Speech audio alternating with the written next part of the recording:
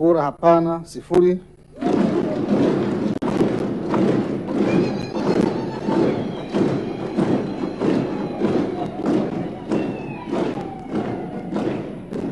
Idadi ya kura halali ni 324.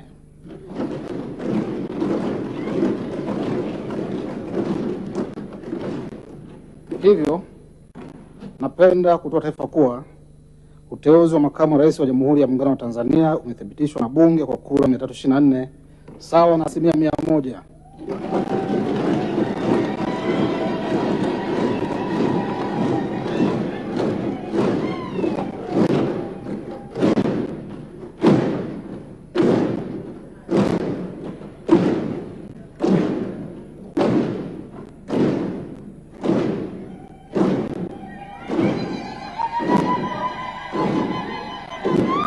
Mheshimiwa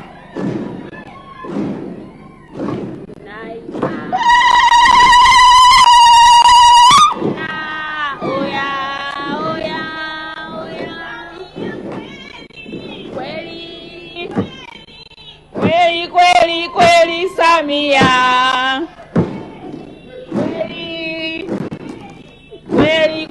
kweli Samia.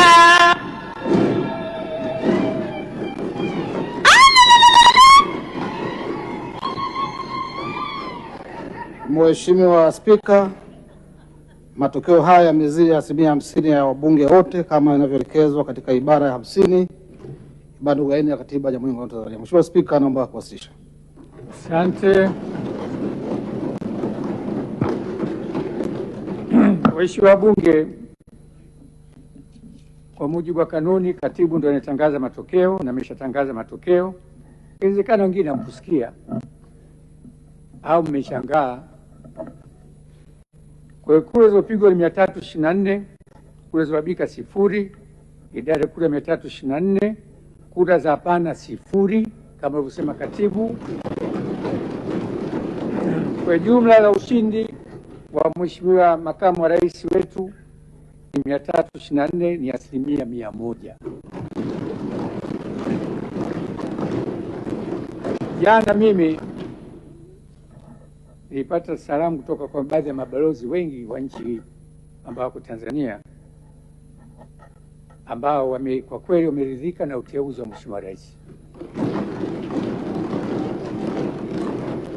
Kwa bunge leo tarehe 28 Agosti 2026 limethibitisha Mheshimiwa Deogratias John Ndejembi kuwa makamu wa rais wa Tanzania kwa mujibu wa katiba.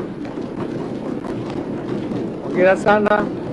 Sasa karibu, kama una maneno mawili matatu, baadaye tukuage, maana muungano utakuwa huingii tena. Karibu.